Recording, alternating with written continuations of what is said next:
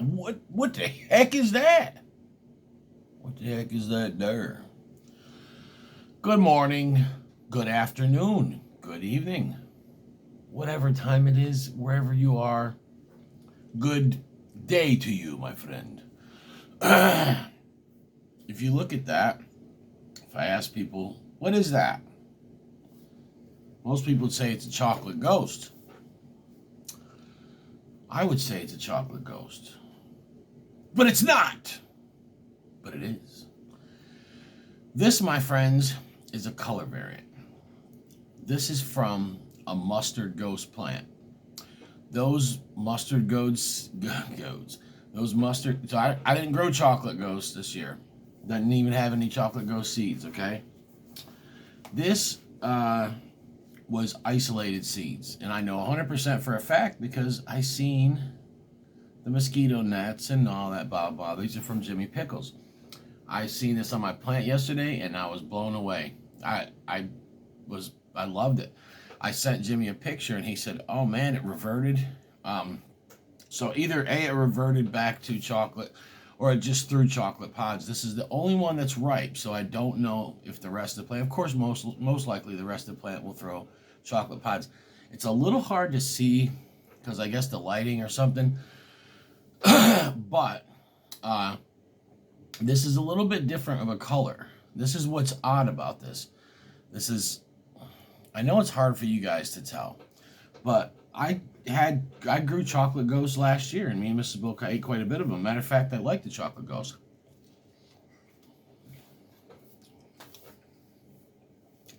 Even you guys know I don't like most chocolate pies. I do like the amnesia. I like the chocolate ghost. The Orchis. I remember it being really hot, but I think I liked it. Chocolate Hobbs are not bad. There's some chocolate pods I like. This could be one of them. So let's give it a go.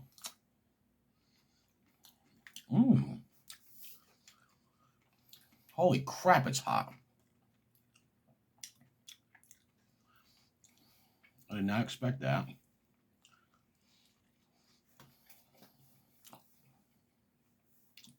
Now, the mustard ghost and the chocolate ghost are both earthy. So, might be a little hard to tell what we got going on here. What's cool is, if you guys can see in there, you're not seeing any green or red. A lot of times chocolate pods have a red hue on the inside or a green hue. This does not.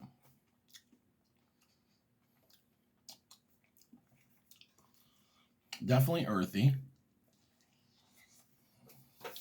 Really hot.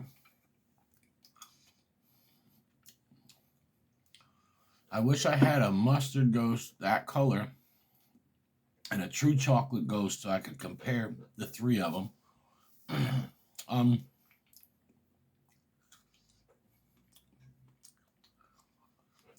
This baby got a sting to it.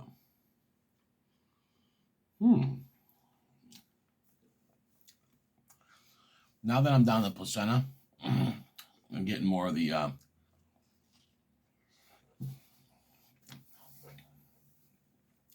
slight floral bitter notes.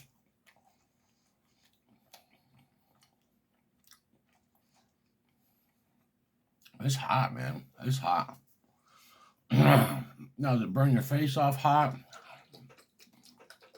For some people, yeah. For me, it's right at the level I like. But is it hotter than a mustard ghost? Yes. It is, my friends. It is. I'm eating hot breakfast. Temperature heatness of the food is intensifying the burn now. Here's one that when I picked that fell off the plant. A mustard ghost. I'm not sure if this one would have turned mustard or turned brown. At this point, nobody knows. This isn't ripe yet, though. Yeah, when they're not ripe, they don't have much flavor to them. Sometimes they don't have heat to them when they're not ripe. Now, I accidentally knocked a chocolate Douglas off the plant that was completely green. It had been on the plant for a while. The other day, Mr. Bullcow and me ate that. It lit us up. So, can unripe pods be hot? Yes.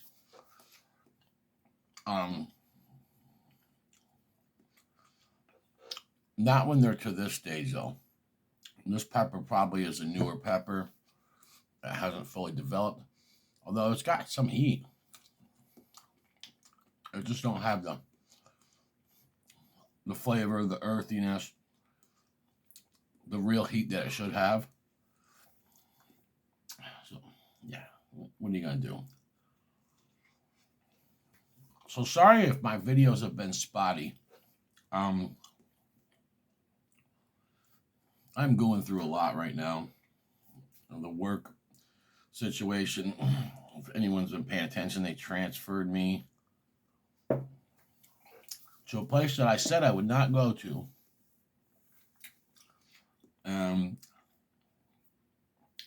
I went to try it out, and they brought my whole team with me, and my team's the best, and we work good together. My boss, within a week, walked out.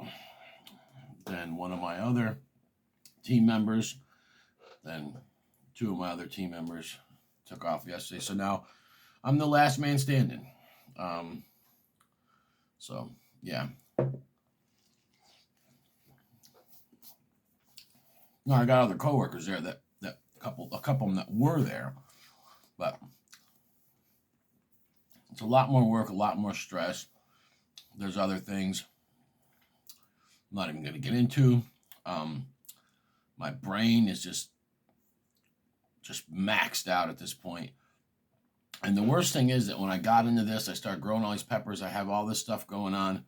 I had everything worked out at my other location with my boss that quit and everything, to where my job would not interfere with my pepper life and pod season and all this stuff. And now this is nipping away at my, not completely, I have not overtaken my free time, but it does a little bit, and it's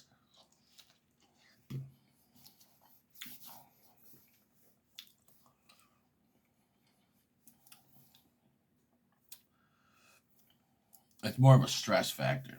The stress, me getting tired out. I'll get home some nights and just my brain just can't. I don't feel like even putting the camera on me just to eat a pepper. I just want to eat dinner and lay down and just try to and just chaos. And when work's that chaotic, then sometimes home life is chaotic. Last night I was trying to cook and my wife was talking to me. I had the fan on, so it was loud. I think the dishwasher was running too, so it was real loud in the kitchen. And she's talking loud, and my 6-year-old's in here running around. And my 6-year-old did start to act up a little bit, but lo and behold, it was just like I just had this moment where I just literally just walked outside. So, yeah, things are crazy right now. So, but praise God, I'm alive, I'm well. I don't know how well I am, but got food on the table. I cannot complain. And even if I did, who would listen? So where are we at? 9-minute video. Usually I go live if it's going to be longer than 7-8 minutes. So there you have it, folks. Now there's a spot on here from where there was a leaf. If you guys ever see that. And it could be something else. I'm not going to bite into it. But I'm 90% sure where that plant was, that was a leaf. If a dead leaf gets stuck on a pepper plant, it will have a stain there, like a, what do they call that? A tan line, bikini burn, or I don't know. Oh, now that I bit down placenta, I'm getting more of those kind of super earthy tones you get with chocolate pods. So we'll update you guys and see what we're gonna do. I'm having some. Look at this. Two awesome sauces here. Monster Mash on your breakfast, especially if you got something like this, man. Hash brown in the middle, you know, the crunch wraps. I had told somebody, Justin from Capsaicin Clinic, check him out. I don't know if he ever got back to me or not, but Jason reviewed a bunch of my sauces, sweet sauces, and then reviewed this one. Wasn't completely impressed with it. My best sauce, okay? And I'll tell you right now, I'll be honest, a lot of people get their feelings hurt at something like that. Not me. I'm going to tell you why. When I first made this sauce and I tried it that day, I did not like it. I finished it, put it on the table. Next day, put it on some breakfast. I've been eating it every day ever since. Now, Justin was eating sweet sauces and then went to a fermented sauce. That probably wasn't a good idea. And really, you can't even compare the two. But I've done it. I've actually ate pancakes with the blueberry sauce and then had some hash browns or some eggs with this. And it's just some flavor combination. These don't go good together. With that being said, I told Justin, try the Monster Mash on some corned beef hash and eggs or some hash brown eggs. He hasn't got back to me yet, but my brother, same thing, man. My brother eats this stuff now every day on his breakfast. So, Chris Miller voted this #1 sauce of 2021. So far, 2022's newer sauces. He's got my Doomsday with Sergeant Dunn is #1 for this year. So hands down, it's my favorite sauce. Now this is not the original version. We're out of that. That's the Jamaican version I made. I got my hands on a bunch of Scotch bonnets and stuff. But yeah, that stuff is, I don't care, man. That sauce is completely, it's unique. It's different. Does it go on everything? Absolutely not.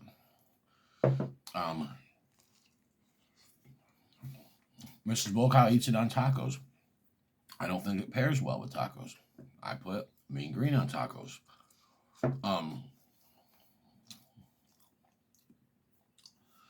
lot of people put it in their chili and pinto beans and all that stuff. I eat on different stuff, but mostly breakfast. Mostly savory breakfast. That's what I tell people.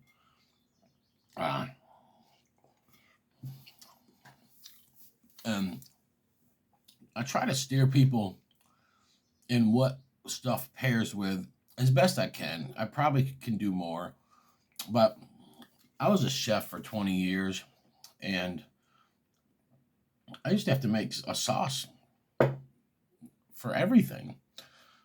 3 different sauces maybe a day, come up with off the top of the head.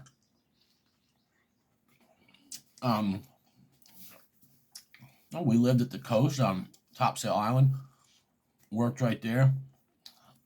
And we had fresh fish coming right off the boat. We had to get what we could get for specials. We get big eye tuna, tilefish, and mahi. We had a million different kinds of fish. Sometimes some I've never even heard of. And we had to come up with a sauce for each one of them. That was our special for the night. You know, fresh fish and different sauces. So I've been a sauce master for years. I mean,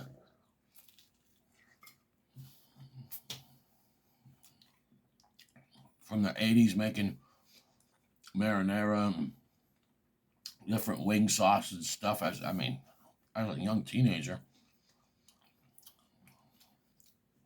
To the 90s where I got into the restaurant industry, started learning all these crazy sauces and French sauces and just straight on down the line. So I know what I'm doing, and I make my sauces for. I make them for cater to my taste and to my wife's taste. If I make a sauce that I think is okay, but I got a lot of people that like it, I'll make it once a year, twice a year. I'll tell them, hey, buy freaking 5 bottles of it and put it away if you know, stuff like that. But anyways, I'm just rambling right now, guys. This is a very long video. My mouth has got a pretty steady burn right now. That was the chocolate mustard ghost.